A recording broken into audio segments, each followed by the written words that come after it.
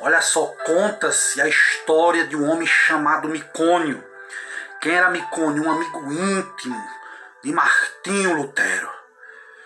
E a história diz que este homem chamado Micônio viu Lutero dias a fio trabalhando no serviço do mestre.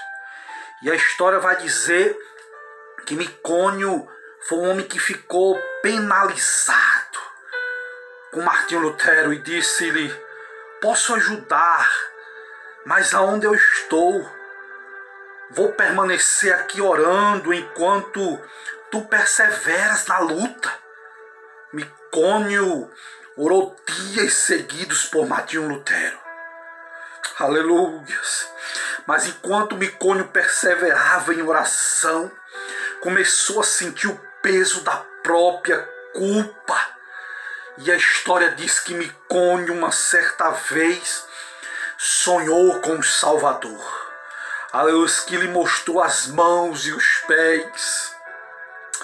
Mostrou também a sua fonte, a testa, na qual purificava de todo o pecado. Olhando para Micônio, dizendo: Micônio, segue-me.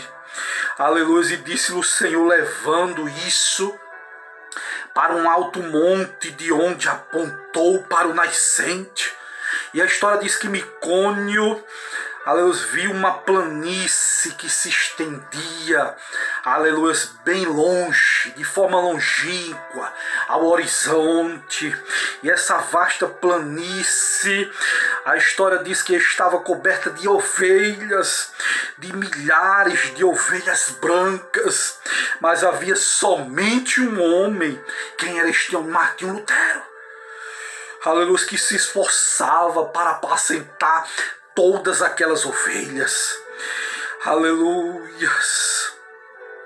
E então o Salvador, olhando para Micônio naquele sonho, aleluia, que estava olhando ali para o nascente, olhando para o poente, ele olhou e viu os campos brancos, cheios de trigo para a ceifa. E o único ceifeiro ali que lhe dava para cegá-los já estava exausto, que era Martinho Lutero. Contudo, Lutero persistia na sua tarefa. Nessa altura, Micônio reconheceu o solitário ceifeiro, o seu bom amigo Martinho Lutero. E ao despertar do sono, tomou esta resolução. E estas foram as palavras de Micônio: eu não posso ficar aqui orando enquanto Martinho Lutero se afadiga na obra do Senhor. As ovelhas devem ser pastoreadas. Os campos têm que ser ceifados. E Micônio disse: eis-me aqui, Senhor, envia-me a mim. Foi assim que Micônio saiu para compartilhar o seu labor juntamente com Lutero. Jesus nos chama para trabalhar, para orar. É de joelhos que a igreja de Cristo avança. É de joelhos. Mas é necessário também ter ação. Aleluias. Jesus nos chama para orar, sim. Uma certa vez, o homem escreveu que todos os grandes ganhadores de almas, através dos séculos, foram homens e mulheres incansáveis na oração. Certo evangelista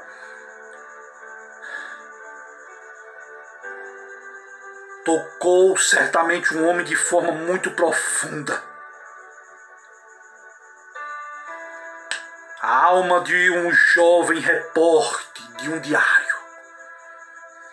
E esse evangelista estava hospedado na casa de um pastor presbiteriano.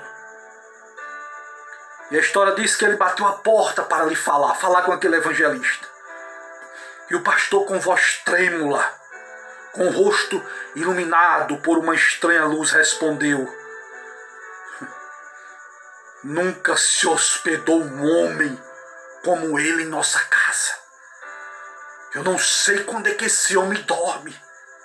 Se entro no quarto durante a noite para saber se ele precisa de alguma coisa, eu encontro orando.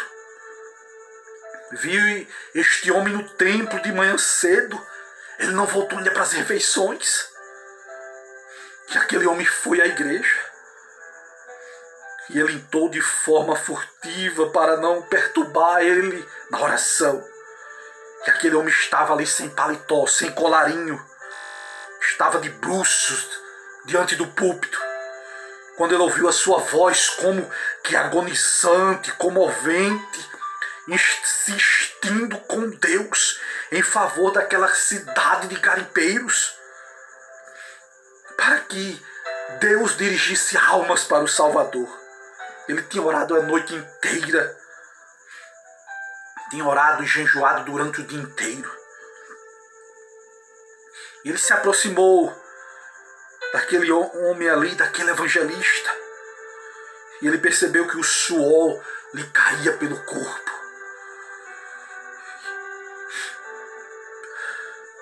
E aquele homem, olhando para esse repórter, disse: ora comigo, irmão. Eu não posso viver se esta cidade não se achegasse para Deus. Aquele evangelista tinha pregado 21 dias sem conversão, sem almas. A história diz que aquele repórter sentou, começou a orar perto daquele rapaz, ajoelhou-se.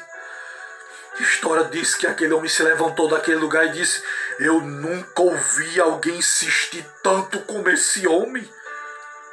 E ele disse: eu voltei de lá, assombrado, humilhado, estremecendo.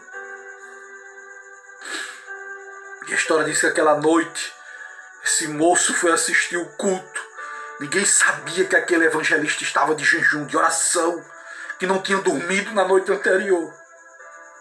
Mas se ao se levantar para pregar, a história diz que a luz do seu rosto não era a luz da terra.